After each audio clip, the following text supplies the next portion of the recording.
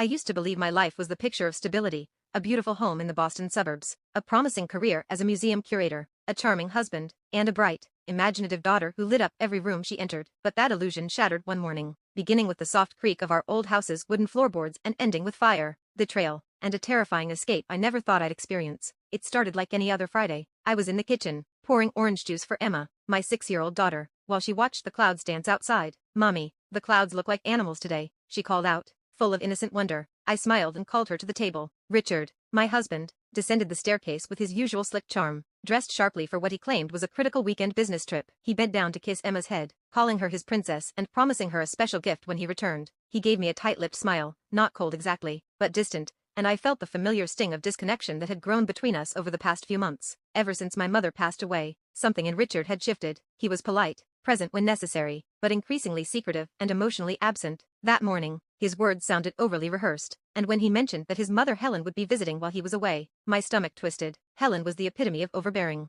always graceful and composed on the outside, but cruelly dismissive beneath the surface. She never thought I was good enough for Richard and reminded me in countless subtle ways. Even Emma, as young as she was, sensed the discomfort in their interactions. Helen expected Emma to behave like a little porcelain doll, ladylike and quiet, and only showed affection when Emma met those conditions. After Richard left, I tried to distract myself by sorting through the boxes of my mother's belongings, many of which I hadn't had the strength to go through until now. My mother had left behind a sizable inheritance, and although I hadn't made decisions about it, I knew it had changed the dynamics in our household. Still, nothing could have prepared me for what would unfold. That afternoon, Emma wandered into my office holding an old photo. "It's Grandma," she said softly. Then she looked at me with her wide hazel eyes and added, "She told me a secret." I laughed lightly, brushing it off as one of her imaginative tales. Emma often had vivid dreams and liked to speak as if her toys or loved ones were whispering wisdom to her, but there was something different in her tone that time, something serious, almost eerie. That night, Richard called to say he would be leaving earlier than expected. I said okay, masking the worry in my voice. After dinner, Emma sat quietly by the window,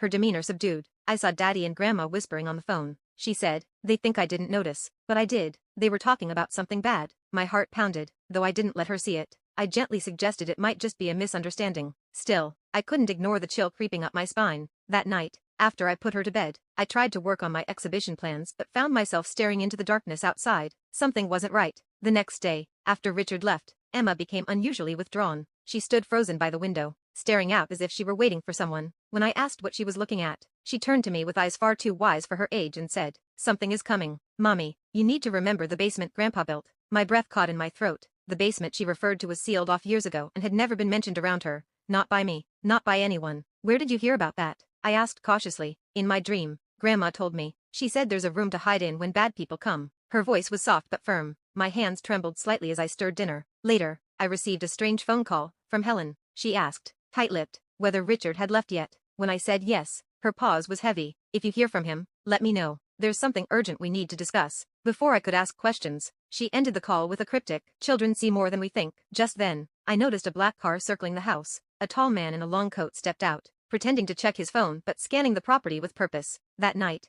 Emma refused to sleep in her room. "They're going to hurt you, Mommy," she said. I found house plans in Daddy's drawer. It said something about a hidden door and a security system. I tried to reassure her, but inside, I was spiraling. That night, unable to sleep, I snuck into Richard's study. The bottom drawer, always locked, was strangely ajar. Inside, I found life insurance documents, recent, high value, and taken out in my name, with Richard as the sole beneficiary. The policy was signed just a week after my mother's death. My hands turned cold. I couldn't deny what I was seeing. The puzzle pieces, Emma's fears, the phone calls, the inheritance, clicked into place like a horrifying blueprint. I barely made it back to bed before dawn. Then I heard a car door slam outside. I glanced at the clock, 5:30 a.m. Emma, already awake, reached out to me with eyes full of panic. "We need to run, now." I asked her why, desperate to believe I misunderstood. "Because Daddy is downstairs, and he's not alone. He told Grandma that if you're gone, he gets everything. They just have to make it look like an accident." My knees nearly gave out, but before I could fully grasp the terror, we heard footsteps, multiple. The front door creaked open, then came the hiss of a lock turning on the back door,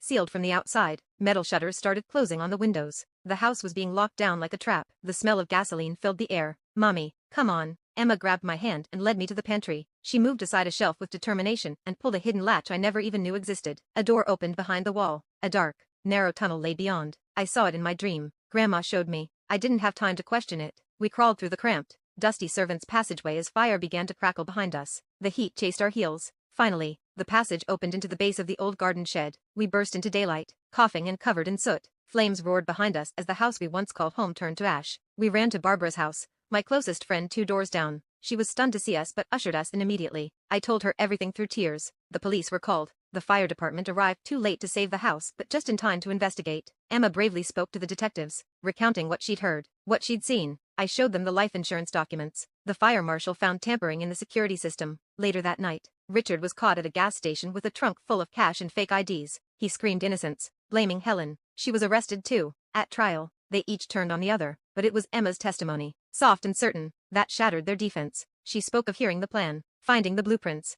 and of a dream where her deceased grandmother warned her. When asked about the dream, she looked up and said, "Grandma said I had to protect Mommy." The courtroom fell silent. Ultimately, Richard was sentenced to 15 years, Helen to 8. Emma and I moved into a new, smaller house. It doesn't have the grandeur of our old home, but it's filled with something far more valuable, peace. She's thriving now, drawing, laughing, living, and I've gone back to my museum work. I even started a foundation to support young female artists, named Reverse Dream, because that one dream changed everything. On Christmas Eve, we sat by the fireplace with Michael, Emma's counselor who'd become family to us in the months since. Emma asked me, what makes someone real family? I told her, it's not blood, it's love, protection, and trust. She smiled, looked at Michael, and asked, then can he be part of our family too? I smiled through tears. We had survived hell, but from its ashes, we built something better, a real family, a new beginning, a future born from a little girl's bravery, and the love of a grandmother that never died.